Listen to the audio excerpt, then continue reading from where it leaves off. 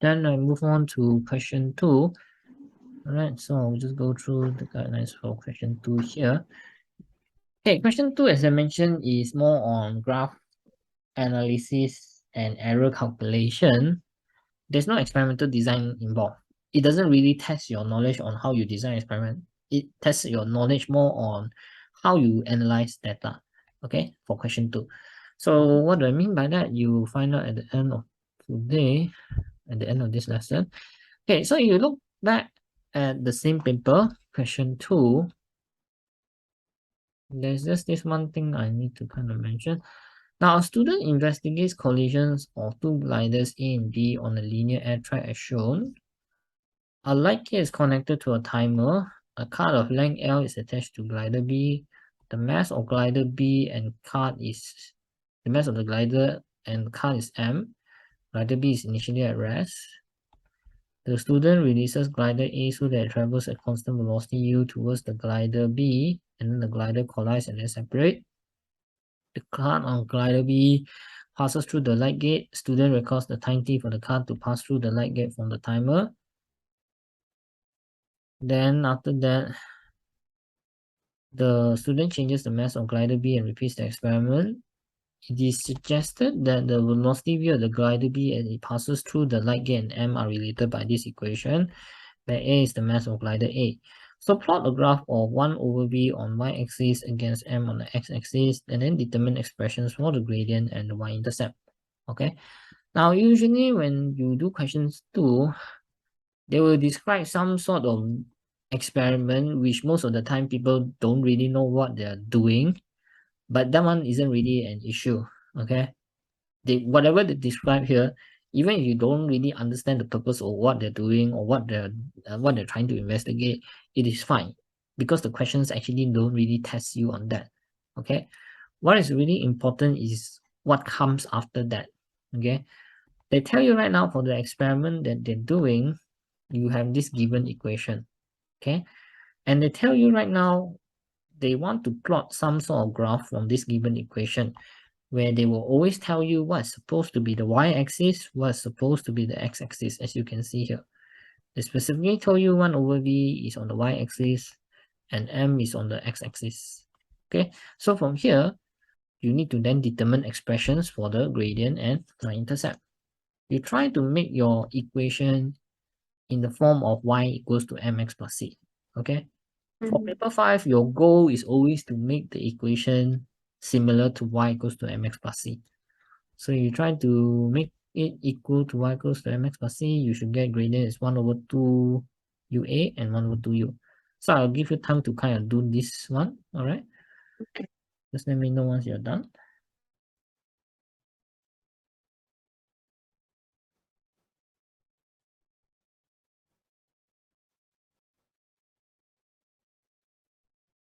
Okay, so I'm done.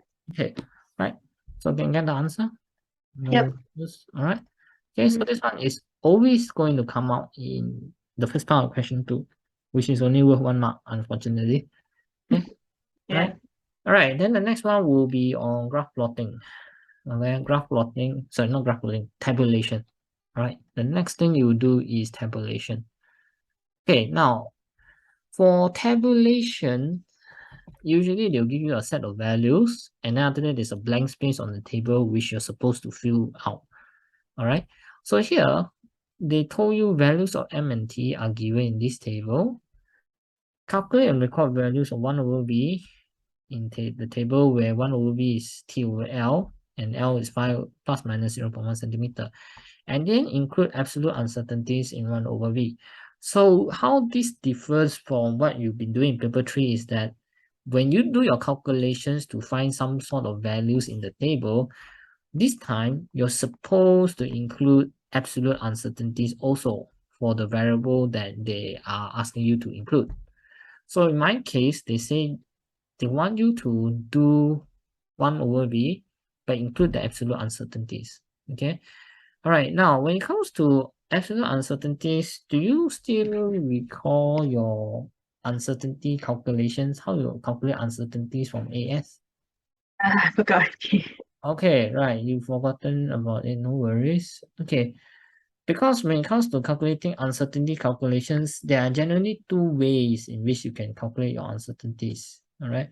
So this one, I will actually kind of have to refer to one of the notes. Yeah. I think in the notes that I gave you, remember the A2 notes that is already combined? Oh, yeah. Yeah. I think towards the end part of that combined booklet, you should be able to see this. Okay. Paper 5 guidelines. See whether it's inside. I think I did print it out and have it combined together for you.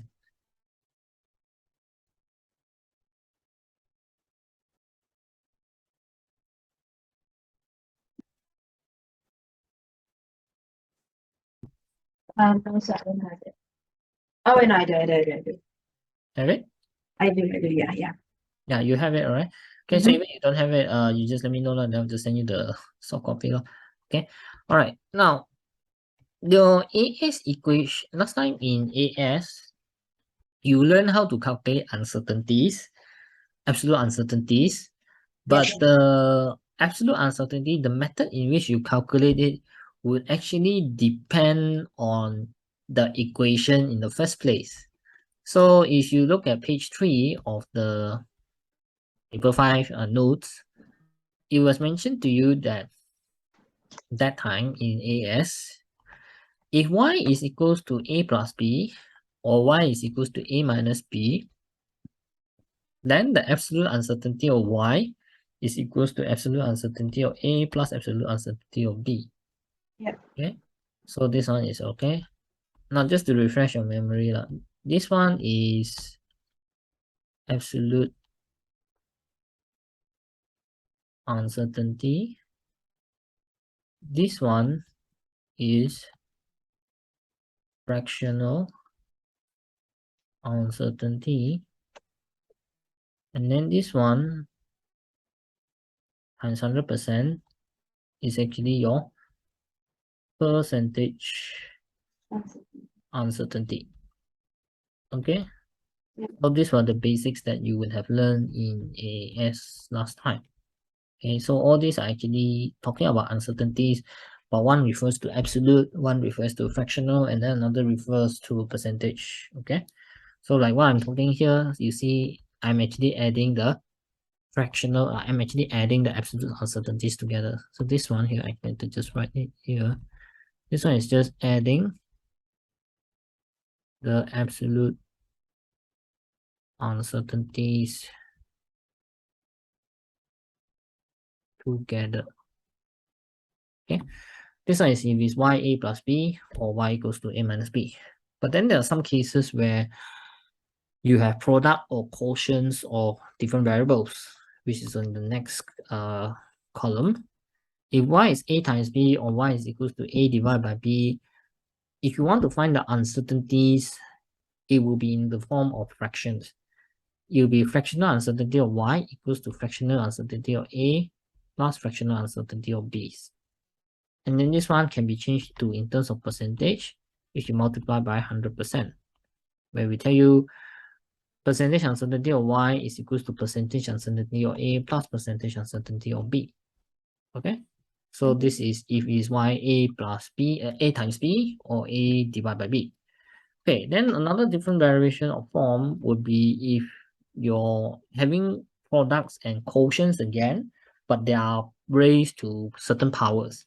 So like in my case, y is a power m, b power n, or y is a power m divided by b power n. Fractional uncertainty of y will be m times fractional uncertainty of a plus n times fractional uncertainty of b. So what you see actually happening here is that you actually bring down the powers. Okay. Yep. Then you just multiply with your fractional uncertainty. Yeah. Okay. And just one thing to kind of elaborate on this. If let's just say, for example, I give you some actual values to work with. Y is a power 3, b power minus 2. Now, here I mentioned bring down the powers. That's correct. But it's like I say now bring down the powers. This one, the negative, you need to ignore Oh, the okay. when bringing the power down. Ignore the negative when bringing the power down. Okay, just ignore the negative. Because you see, if I don't ignore the negative, I'm getting fractional uncertainty of y is 3 times fractional uncertainty of a minus 2 of fractional uncertainty of b.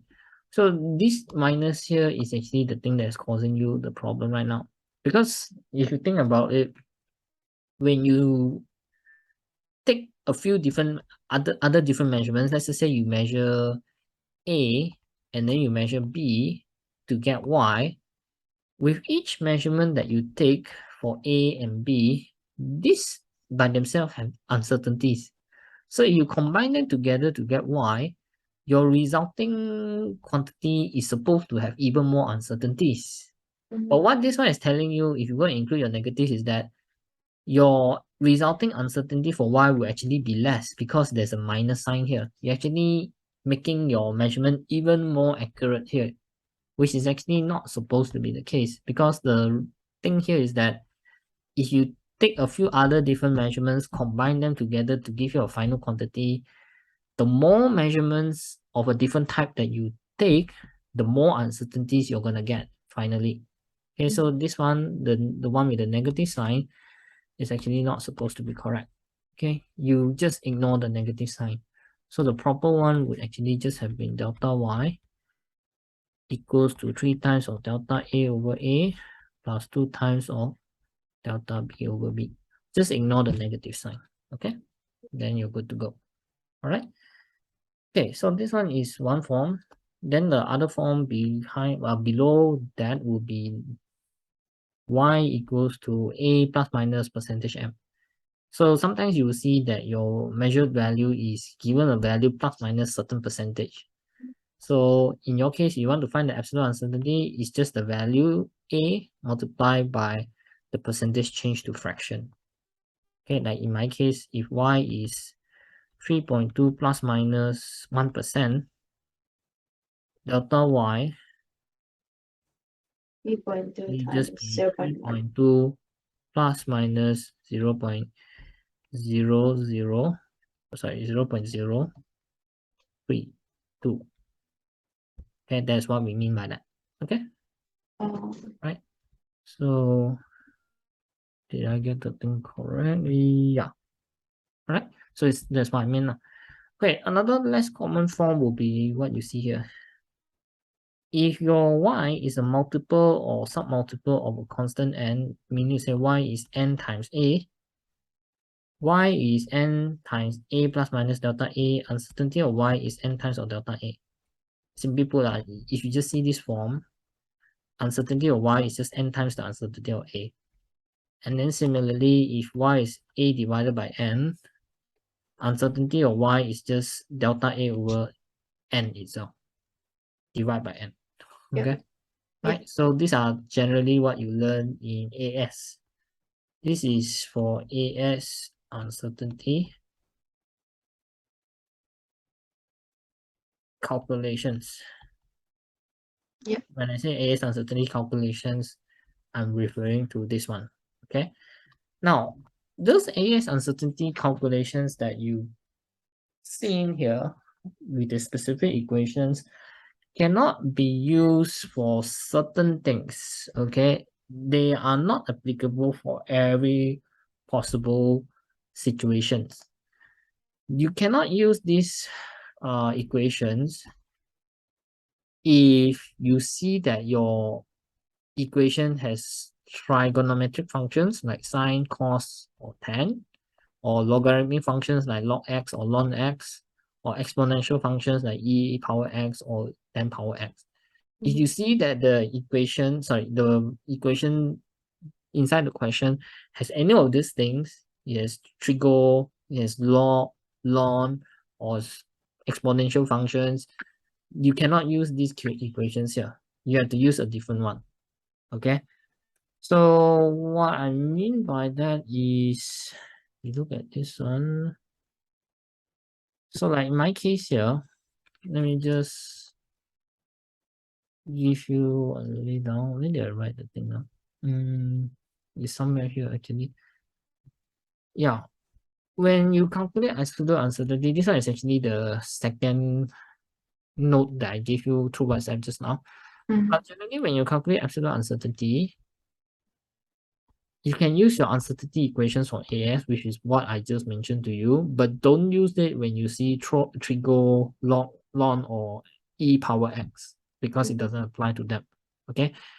In circumstances where you see this kind of thing, it is advisable you use what we call the max-min method. The max-min method is something that is applicable for all cases, but just that it's more tedious.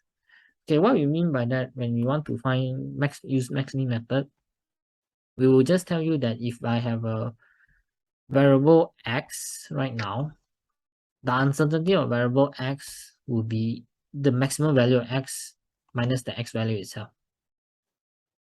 And then the uncertainty of x could be the x value itself minus x min. Or the uncertainty of x could be x min minus x max minus x min divided by 2. Okay. So what do we actually mean by this? This one, I mean, as you look at it right now, it kind of doesn't make sense. You have to refer to it in terms of your actual table. Okay. So if you look back at the diagram that we have, if you look back at the tabulation that we had before, this is what we have. Okay. So to recap, we want to find 1 over v, right? Yeah. Okay. But here you see 1 over v is t over L. Okay. So if let's just say, for example, I want to find the first row. Let's just say I'm looking at the first row right now. I just look at the first row right over here. I want to find 1 over v, but where is my v? My v is t over L. Okay. Now, you can actually replace your 1 over v with another variable. I can say that let y equals to t over L. Okay. Now from here, if I equate my 1 over v as equal to y, I can from here easily say that fractional uncertainty of y is equals to fractional uncertainty of t divided by t plus fractional uncertainty of L divided by L. Isn't it? Yeah. Okay. Bearing in mind that y is actually 1 over v right now. Sorry, this one is something that I did wrong. Let y equals to 1 over v, sorry. So y is t over L. Okay, this is what I actually meant. Okay. So this is for this. Okay. That y is 1 over v. Therefore, y is t over L. So our fractional uncertainty of y is fractional uncertainty of t plus fractional uncertainty of L. So like for here, I can actually just say that for the first row, if I'm doing the first row, y is actually going to be t 0.23 divided by L, which is 5. I don't need to change the units because it's second per centimeter. The answer wants it in second per centimeter, so I don't need to do anything to the units. So this one, if you do this, you're going to get 0.23 divided by 5. You're going to get 0.046. Okay. Now, if I want to find the absolute uncertainty, I will have to refer to this one. Yeah. Where I say that in the first now, delta y over 0.046 equals to 0.01 over 0.23 plus with 0.1 divided by 5.0, such that my delta y is now going to be 0.029. Wait, sorry, this one is 3s. This one is actually this value lah. Okay, 2.92 times 10 power minus 3, but then after that, if I get rid of the power of 10, it will be 0.00292. Okay, 0.0292. All right. Okay, so now comes the next issue.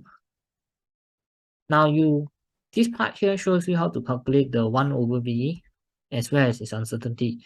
But then when it comes to tabulations, remember last time in paper 3, you always had that issues with decimal places and SF. Yeah. Okay.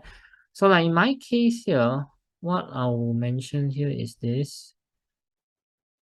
You see, all these little things that you see here is actually considered to be your raw data. Okay. This one here is considered to be your calculated data. Okay. So one of the few rules that you need to remember from all of this is this. Now, SF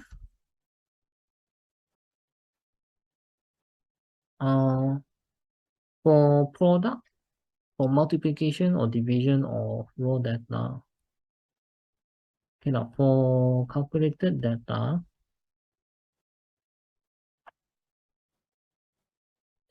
if it is product or quotient, or rather division, one divided by other. If it is product or quotient of raw data, use the list SF. Okay. And then another thing that I could also say, for calculated data, if it is addition or subtraction of raw data, like A plus B or A minus B, it's addition or subtraction of raw data, use the SF as is. Okay, but this one, second one is not so common now. The one that's more common is the first one now. Okay, if your calculated data is actually the product or quotient or raw data, just use the list SF. Okay, like in your case here, you see y is 1 over v is t over l. This one is the quotient of two raw data, right? Two raw data. So like in my case, you look at how many SF is your T. My T is 2 SF here. My L is also 2 SF. So you can see here, if T is 2 SF, L is also 2 SF. Therefore, final answer will be 2 SF. That's why I wrote my answer as 0.046. Okay. Oh, yeah. So raw data always look at, for calculated data, always look at SF.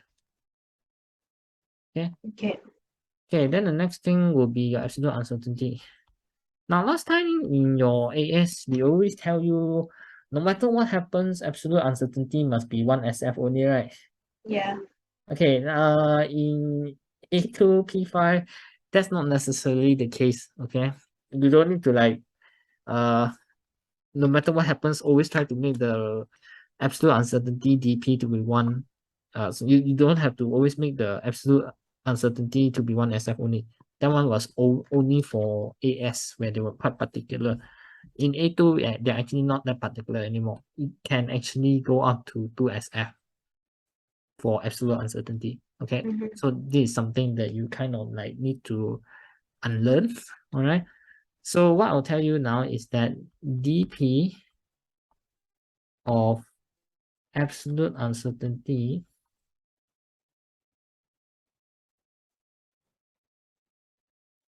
always follows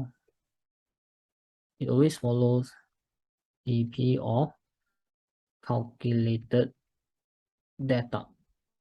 Okay, your DP or absolute uncertainty would always follow the DP of your calculated data.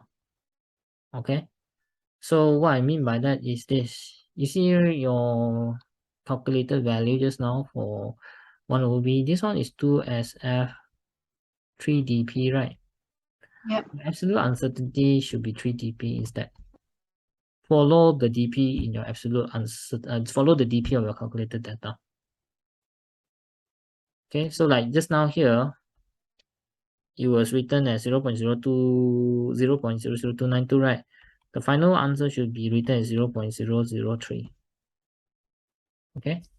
Okay. So this is the logic here. Okay? Usually this is the rule to follow in this order.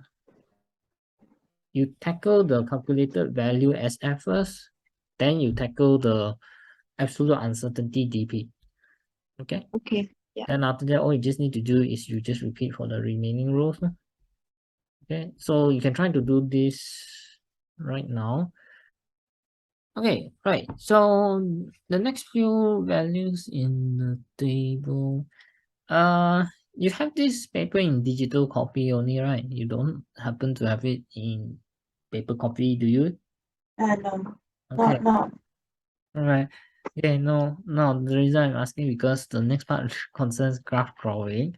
So since we didn't have a physical copy to it, I didn't manage to have physical class with you today, so I didn't manage to give you the hard copy of it. But never mind, I can still kind of guide you on this just by going through with you the few rules. Then after that, later on, when you have the time, you can just have the paper printed out and do the questions. Okay, I mean draw the graph later on. Okay, right. So as it is right now, we already done the first row for the table. The second and third row of the subsequent remaining rows for the table, did you manage to do the values? Oh yeah. Yep. Okay, so these are all the values there. So this is where your tabulation marks comes into play, is worth 2 marks. Your question 2 will always have this question where they give you some empty spaces in the tabulation. You're supposed to calculate something out with this uncertainty. So you cannot escape this. Okay, yeah, another thing about the uncertainty just now that I mentioned that you can either use the AS uncertainty equations to calculate the uncertainty, or you can either use what we call the max-min method. Okay, Yeah. so what does the max-min method here actually mean? Now, to give you an idea of what the max-min method means, I think I'll probably should write it somewhere here. Okay, I'll just write it next to it. Now, we know that y is t over L, right? Yeah. Y is t over L. If I wanted to find y max, doesn't this tell me that t must be max and that Yeah. L must be I must see minimum? Mac. Oh. L must be Oh yeah, minimum yeah. because it's below is your denominator of a fraction. So if this one is small, this one will be big, okay? So the maximum possible value of y max, which is y max, is actually the maximum value of t divided by the minimum value of L. So like in your case, if I try to write some values out for you here, just now we already found out that y is going to be 0.23 divided by 5, giving me 0.046. So subsequently, y max, the maximum value of t here is 0.23 plus 0.23 plus 0.01 is going to be 0.24. And then the minimum value of L will be 5 minus 0.1. So this one will actually be 4.9. Okay. So if you take 0.24 divided by 4.9, it will actually give you 0.049. Okay, that is what you're going to get. So now, from here, if I wanted to find out the absolute uncertainty of y, it would have either been y max. The easiest one would be y max minus y lah. So this one will give me 0.049 minus 0.046, giving That's me 0.0. 0.03 lor. So you see, this one is the same as this one. Okay, this is what we mean by the max min method. Okay, Mm-hmm. right? So there are certain variations to this now. Either you take the max value minus, I mean, if you look at this one here, it's overlapped by all the other stuff. It can be x max minus x. It can be x minus x min, or it can be x max minus x min divided by 2.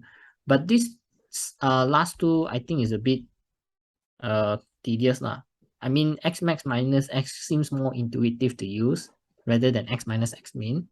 And then the last one, x max minus x min divided by 2, is actually the worst possible variation to use because you have to do two different calculations and then top it off by getting the difference and then dividing by 2. So the last one is the worst one to use. So usually I would recommend that if people want to use the max min method, just use the first row, just use the first variant. That one will be much easier to do. Okay, so this max min method can be used for all cases, but as you can see, it may be a bit tedious now. All right, but it is usable for all possible cases. All right, generally I will only use this when I encounter a case where the equations given have trigo, log, ln, or e power x. Okay, right? So that is what you can see from here. So far so good with this? Yep. Okay, so these are the basics in how you calculate out your uncertainty. All right, then after that, next comes the part where you need to draw a graph. Okay, the graphs that you do will be quite different from the ones that you do in P3. Okay. In P3, you only draw one single graph. In P5, you actually have to draw two different graphs, actually. So here you see, they ask you to plot a graph of 1 over V against M, which is basically based on this value you have against this value, okay? Mm-hmm. Now, there's one thing here that might be new to you because you've never done P5 so far. You see here, they ask you to include error bars for 1 over V. Yeah. Now, before this, in the table, they ask you to include the absolute uncertainty in 1 over V. Now they ask you to include error bars in 1 over V.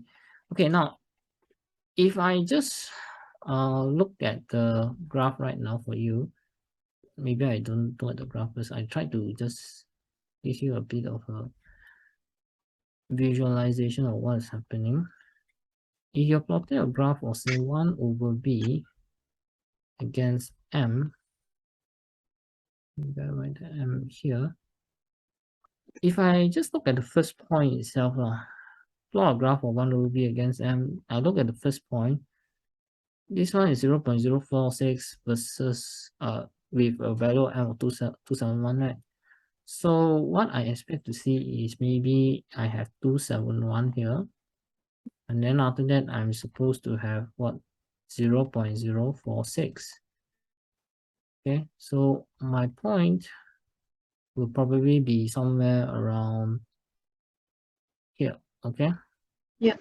This is the point that I am interested in. Okay. Now, what does it mean by the error bar?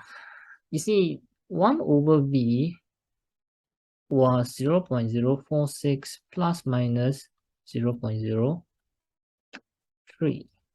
Okay. So when we ask you to draw your error bar, it means that you draw something like this,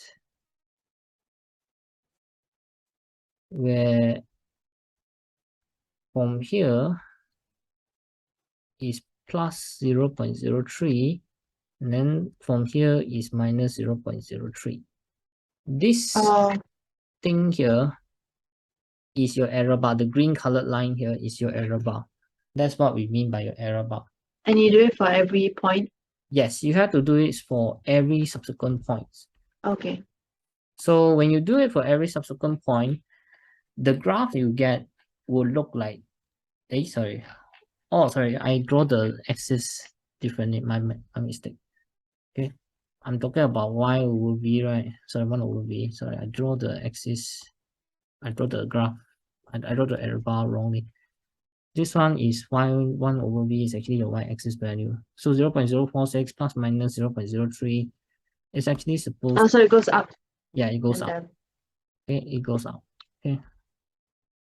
So it's like this, giving you something like this.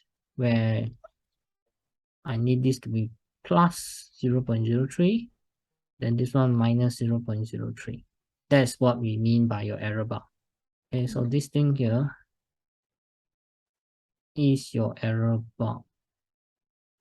Okay, I better be even more specific here. Now your error bar is this. Wait, I'm trying to. Hey, sorry, my pen is acting up. Error bar is specifically this one. This one is your error bar. Now these things here, I use wrong color. This, what color can I use other than I think I just use blue lah. I don't have any other. These things here is actually known as your boundary of your error bar. This is not considered as error bar.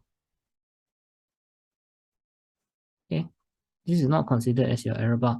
Now the reason why we don't consider it as error bar is because you see, if you, let's just say you draw the point and then you draw your error bar, this boundary can be as long as you want, you see. Because you see this thing here, how long you want to draw it is actually not defined, right? Am I making sense? Yeah. Okay. So strictly speaking, the error bar is just this one, this pink color section that I highlighted. The one on the perpendicular lines on both ends is actually what we know as your boundary. It's actually not considered as your error bar. Okay. Do you need to draw the boundary too? Yes, you need to draw it. You need to draw at least some lines to tell us this is the end of your error bar. That line there, the boundary here, tells us where's the end of your error bar. Okay. You have to draw it. Okay. So that's that. Okay, so you have to draw this one for all the subsequent values that are listed in your table. So that one, you from there, they will ask you to draw a straight line of best fit. Yeah. This one, they will ask you to draw a straight line of best fit. And then after that, they'll tell you to draw a worst acceptable straight line on your graph. Both lines should be clearly labeled. So if let's say in P3 last time, you only draw one graph, which is your line of best fit, somehow or another here, you're also drawing a line of best fit, but this time it includes error bar. And also you need to have another additional line, another additional graph, which is your worst fit line. Okay. So once you try to draw your graph, it by right looks something like this. Let me just zoom it out for you. Okay. So I'll just clear whatever I have here so that you can see better. So if you try to plot everything nicely, this is what you're supposed to see. Okay. So your best fit line is actually this line here. Okay, this one I draw it out for you. It's this red line here. Okay, so you can actually kind of see all the error bars already. The error bars are here. Okay, the error bars are here, here, here, and then there's one here, and another one here. I think there's another one somewhere. I think it's the middle. Oh, this one here. Can't see it clearly just now. There's another error bar right over here. Okay. Yeah. So then let me just draw for you the boundaries also. This is the boundary.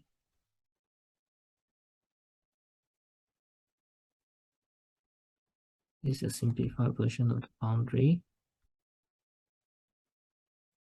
Okay. Right.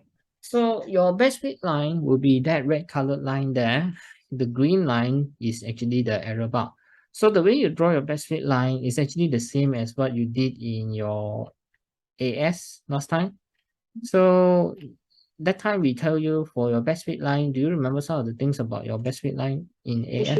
They should try to cross all points. If not, they should be like equal, like few up and then few down. Yes, correct. So if possible, try to cross all the points. If not possible, you try to make sure that there are about equal number of points above and below your best fit line, right? Mhm. Correct. And make sure they are about kind of symmetrical with each other, meaning to say, if let's just say, for example, this is your line, it cannot be that you have, say, 3 points above like this, and then also another 3 points below like this. This one is not considered your best fit line, right? Because you see, although I have equal number of points above and below the point, they don't seem to be symmetrical, isn't it? Because Yeah. these lines, these points here seem to be too close to your line, but this one seems to be too far off on the line, right? Okay, so there's another additional requirement when it comes to drawing your best fit line. Equal number of points above and below. Maybe it's better if I write it down for you. Okay, for best fit line,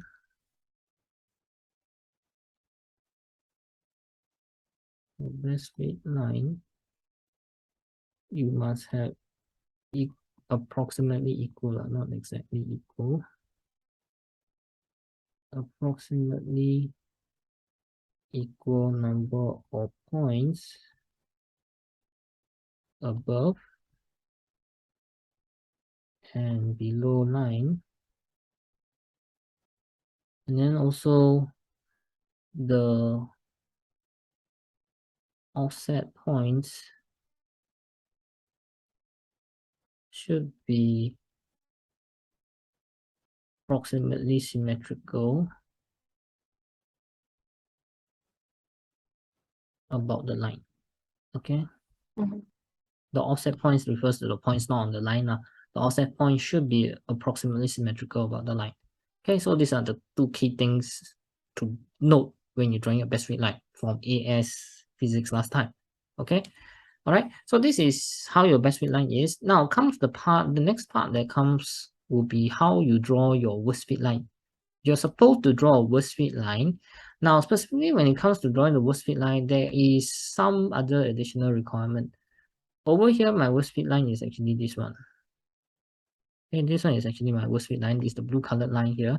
Now, generally speaking, once you draw your best fit line and worst fit line, it is advisable for you to label your lines. If it's best fit line, just label best fit line. If it's worst fit line, just label worst fit line. Yeah.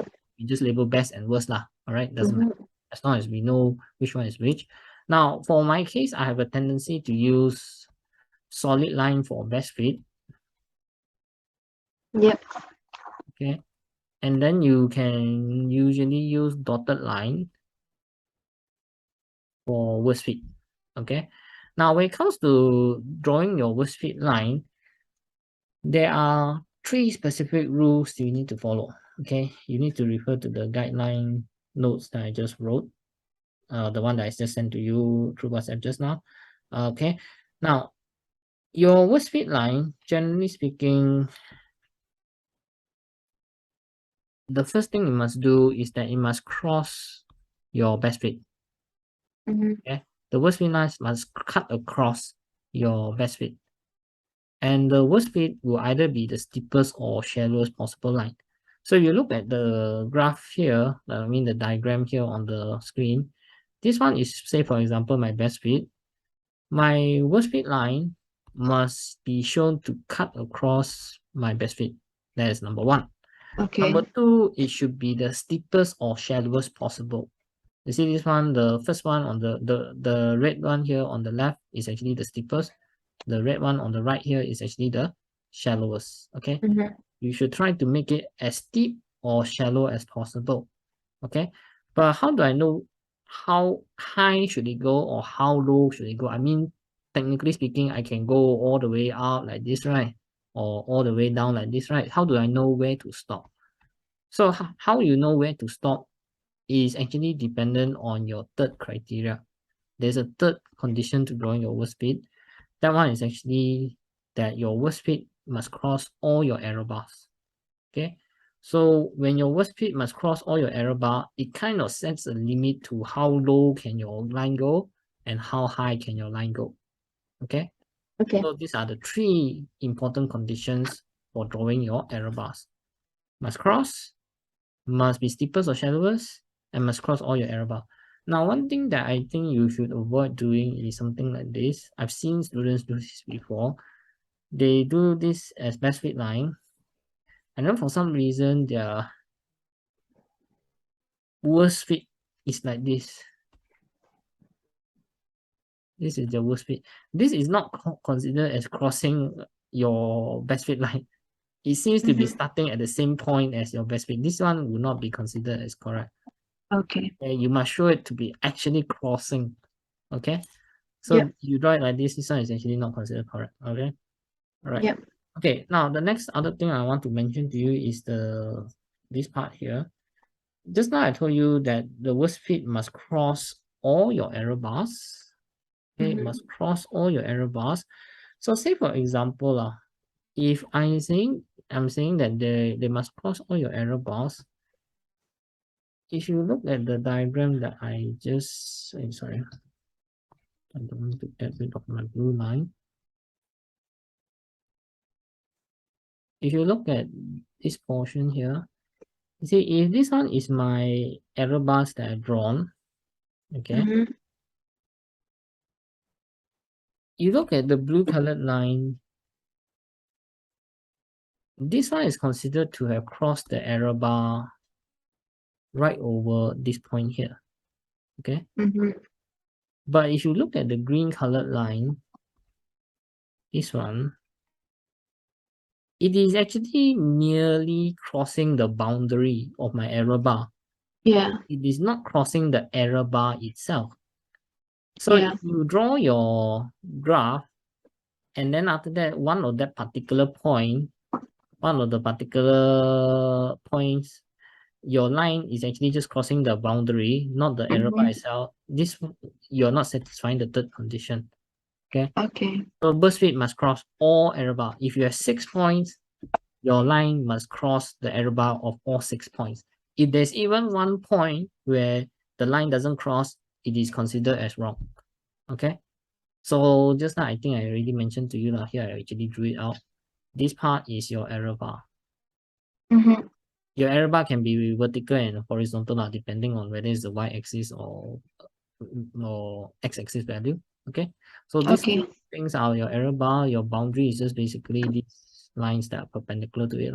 So they are not considered your error bar. The boundary is not your error bar. Okay. Yeah. Right. So once you draw that, this is what you're supposed to get. Okay. You see here, if you look at the graph that I drew, the blue colored line is actually really crossing all the error bars. I mean, I can just kind of highlight it to you in black.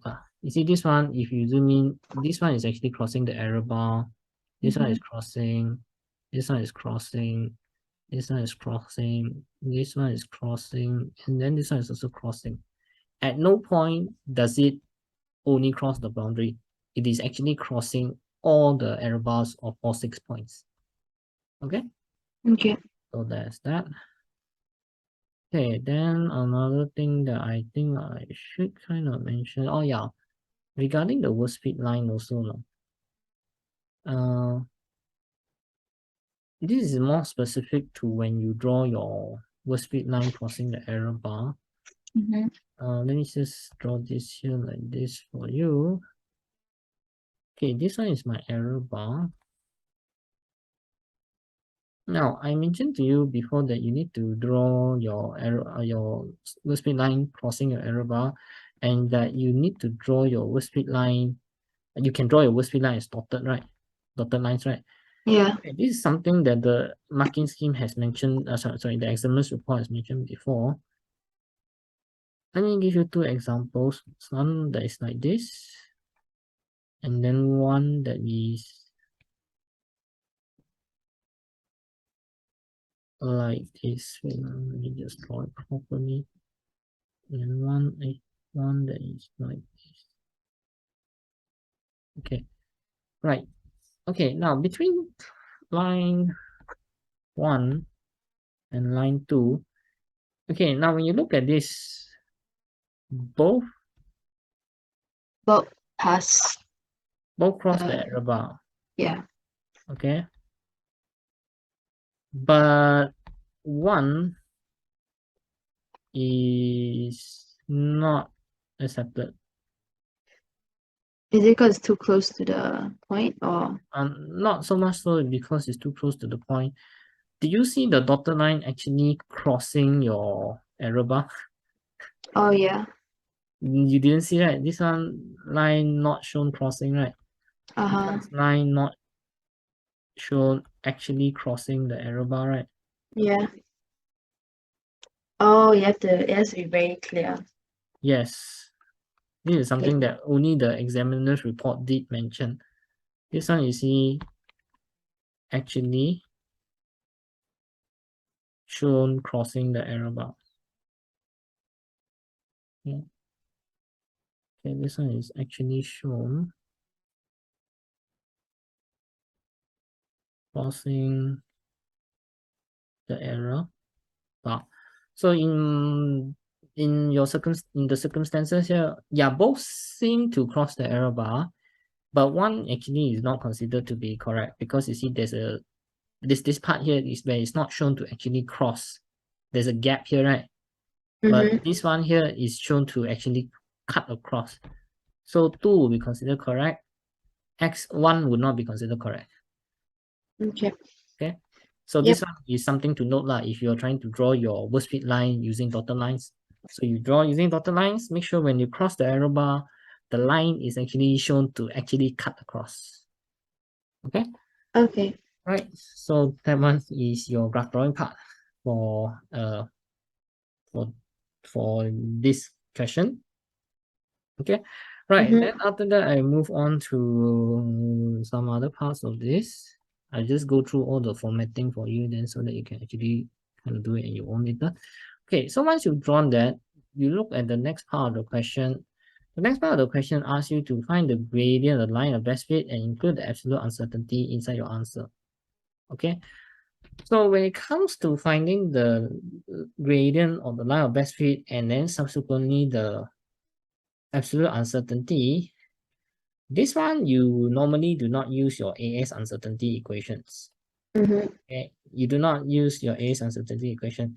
Instead, you use a very specific form of equation.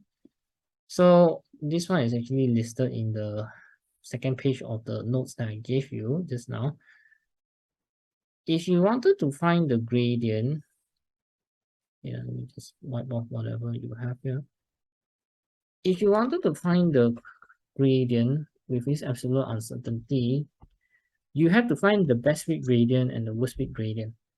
And If they want, oh, okay. yeah, your question here is just asking you to find the gradient of best fit, right? Mm-hmm. But then they ask you to calculate the absolute uncertainty also, right? Yep. So to find the absolute uncertainty, you actually have to make use of the worst fit gradient too. So actually you have to find both. Okay. You have to find the best fit gradient, and then you have to find best and worst fit gradient, and then the absolute uncertainty is just the modulus of the best fit minus worst fit gradient. Mm-hmm. That one will be your absolute uncertainty already. That's why you see here in the workings later on in the notes in Google Drive, I actually find the best fit, I find the worst fit. The absolute uncertainty is actually the modulus of the best minus worst. And then after that, my best fit is this one with the absolute uncertainty. Okay. Mm-hmm. So that's Yep. what I need to do. Okay, yeah, and then another thing about gradient calculation. Last time in AS, I think this is what you guys always did last time. And let's just say that this is your graph. Say for example, this is your graph. Mm-hmm. If I ask you to find the gradient, last time you guys would just draw a dotted triangle like this. Make sure it's at least half the drawn line. And then tell me that, okay, this one is x1, y1, and then this is x2, y2, right? Mm-hmm. You have drawn the triangle, Yeah, to If get I have the written the points there on the graph, right? yeah. Now, while that one is okay in AS physics last time, if you look at your current question, the one for P5, notice that your graph is already kind of messy already, right? With the error Yeah. bars and then the another additional line drawn there. Mm-hmm. So it's already kind of messy already. If you try to draw your triangles with your points, you try to draw your triangle, dotted triangle, and then you try to put in your points, Mm-hmm. it's going to look quite messy. All right. So what we normally suggest to students is that in order to avoid your workings becoming so messy, the points that you want to use for your gradient calculation, it should still be more than half the drawn line. But rather than drawing a triangle, we would suggest that you just kind of like mark it as a point on the line. What I mean by that is, let's just say, for example, for the solid line, for the best fit line, maybe I want to use this point as my 1 point, this point here as my this point as my Okay. reference, and then another point here as my reference. And then I just So yeah, yeah, and then after that you just draw, and then after that you write write out the coordinates. yeah, you just write the coordinates there instead of Okay. you drawing a triangle like this. So you draw this triangle, and then after you draw another triangle, it makes your graph looks really messy. So we Yeah. would suggest you avoid doing that. If you want to pick the points for gradient, you just mark it with a point lah. You just draw a rounded point here. Just make sure Mm-hmm. it's not too big lah, but it's still can be seen. Just draw that rounded point and then just write your coordinates there. Do the same also for the worst fit line. Okay, Okay. do the same also for the worst fit line. So once you have that, then you can just proceed with your gradient calculation quite easily. All right. Okay. Okay. Yeah. And also one other thing to mention is, yeah, just now this one, use dots or triangles. Points must cover. Yeah, use dots. Okay. Right. One other thing I should mention to you here is your SF and DP again. Mm-hmm. Now, for calculations after your graph, Yeah. maybe I erase this one. Let me just get rid of this. Now, one other rule to mention is this: for calculations after Yep. graphing, whatever calculations you do after the graphing, the final answer is always 2 or 3 SF only.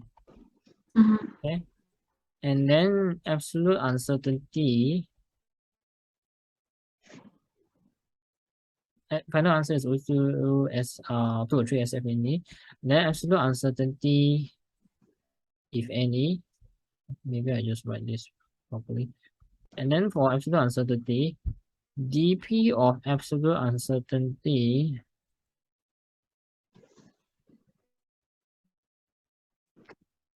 follows The dp of final answer. answer. Kind of like the rule in the table for the tabulation just now, where Yep. that time I mentioned dp of absolute uncertainty follows dp of your calculated value. So here Mm-hmm. it's kind of like the same. dp or your absolute uncertainty follows dp of your final answer. Okay. Yep. But in the first place, how you know how many dp do you have for your final answer? You need to first make sure that your final answer is always 2 or 3 SF only. Okay. Mm-hmm. So this is point number one, is the one that's slightly different from the tabulation. Okay. That's why here you Yep. see in my answer, I write it as 3 SF, but there's 2 DP. Okay. So this one is 3 SF, 2 DP. The uncertainty will be 2 DP. Okay. Yep. Right. So this is what you have. Okay. So just show for that and you should be fine. Okay. Subsequent calculations, other common calculations that you will see would actually be You know, other subsequent calculations that you will see is this one. Let me just, But the same thing like C yeah, best minus C worst. yeah, it's the same thing again. But this time they're asking you to calculate the y-intercept of the line of best fit and include the absolute uncertainty in your answer. Okay. So same thing as before, you need to find out the y-intercept for the best fit line and y-intercept for the worst fit line. Okay. But to Okay. find the y-intercept for both these lines, you need to use equation y equals to mx plus c. Okay. You can actually read them directly from the graph if your x starts from 0. Because you see, if something like you have something like this, I tell you that this one maybe is 5, but this one is 0. And then I have a line like this. This one is not y-intercept because the x value is not 0. Y-intercept is the value of y when x is 0. So if let's Yeah. just say you get a graph and then you see that it seemingly has a y-intercept, but then there is no, it's not 0 at x, this is not y-intercept. But you look at the second graph, this one here is actually your y-intercept because this y value is when x is equals to 0. Okay, so that is what you kind of need to see now. If you can see from the graph x is 0, you can actually just read it directly.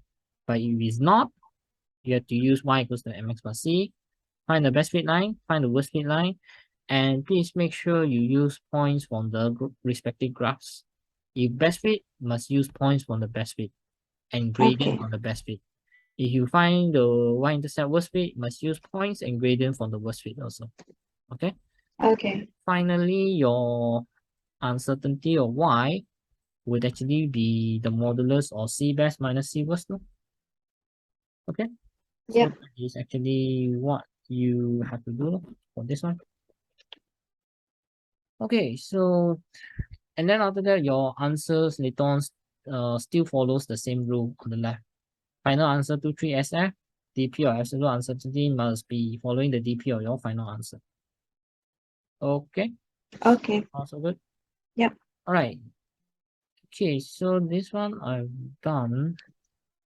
Okay, the next few parts is something that you probably need to do calculations on, but I think I just elaborate a little to you on part D. Do you want me to go a bit further or Yeah, you can go a bit further, sir. okay? So I'll just go a bit further here. Okay. All right. So after your gradient calculation and y-intercept calculations, that's when they start to ask you to calculate uncertainties and some constant values. So like in your case here, they ask you to use your answers to A, C3, and C4 to determine a value U and A. Part A is where you are finding the expression for gradient and y-intercept. Yeah. C3 was you finding gradient. C4 was you finding y-intercept. So they're asking Yep. you to make use of what you found in all these three parts to find values of U and A.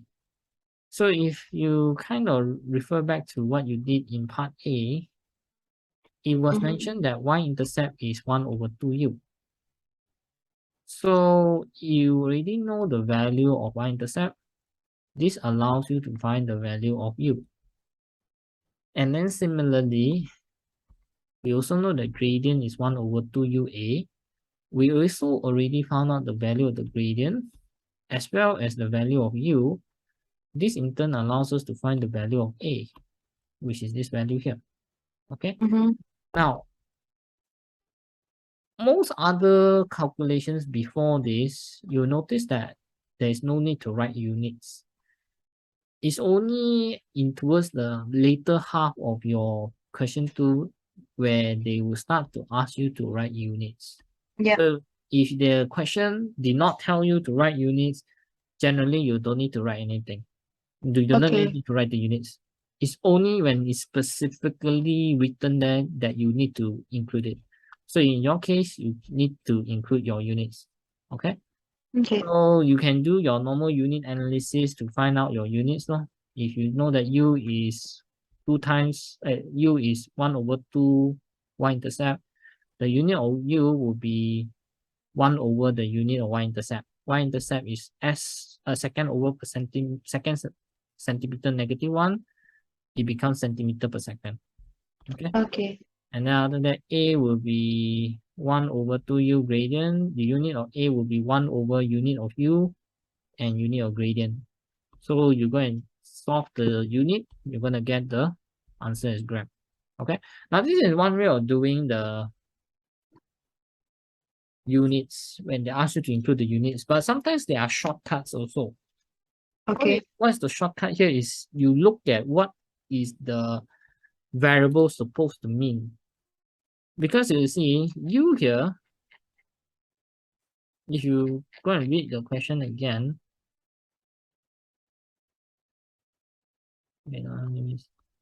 u is actually already stated what it was. U is your Constant velocity. linear velocity, constant velocity, yes. Yeah. So you see, without even trying to do your unit analysis to find out what is the actual unit, some shortcuts do exist where you find out specifically what is the quantity. U is actually velocity. So here, it really kind of tells you it must be in length per second. In your case, it's centimeter per second, or following all the units that you see in your calculation and tabulation. And then look at what is A. A is actually mass of glider. So you know it's either going to be kg or gram already, which in your case is gram now. Okay. So there are shortcuts here sometimes that can help you to save time. If you know what the variable is, let's just say it's mass or speed, you already can guess what the unit should be. So that's the shortcut here. All right, then last few things here would be find out percentage uncertainty of A. Okay, find out the percentage uncertainty of A. This one will make use of the equation that you have before. Okay, gradient is 1 over 2UA. So A is 1 over 2U gradient. But U itself was, this one is, U itself is 1 over 2 y-intercept. Wait. Yeah, I think I did it wrong. U is 1 over 2 y-intercept. Okay, this one I think I did it wrong. It's supposed to be at the bottom here. Okay, but it doesn't matter lah. Right? So A will be this in terms of y-intercept and gradient. This one is actually kind of like the same form as y equals to A divided by B. Okay, so from here I can say that fractional uncertainty of A would be equal to fractional uncertainty of y plus fractional uncertainty of the gradient. Yeah. So I already know all these values. What was the value of y-intercept and its uncertainty? What was the value of the gradient and its uncertainty? I just take the ratios, I really get the fractional uncertainty. Okay. Yep. Now in your question, they just want percentage uncertainty. So you could have just find the fractional uncertainty first before multiplying the answer with 100 to get the percentage. Okay. So sometimes you need to read the question, see whether it's fractional, percentage, or absolute uncertainty. This is where mistakes do happen because people did not read the question carefully. They found the wrong uncertainty form. Okay. Okay. Right. And then the last one is nothing to do with uncertainty calculations. It's just you applying the equation for the given situation. Okay. But because you haven't really done the question right now, I don't think I can do anything with this. Okay. I can, yeah, let me just do this now. This one won't take 2 minutes. Okay, the experiment is repeated. Determine the mass m of glider B when the card T has a value of 0.5 seconds. So the equation that they gave you was this. They want the m when t is 0.5 seconds. So on the given equation that you have, you actually know t, you actually know l, so your v is this, okay? And after that, you also know that v is 2u a over m plus a. So you sum in the value of v, and then sum in the value of your constants, and then solve to find m, okay? Yep. The last question is really just on subbing values into the equation and finding the answer. That's all. Yep.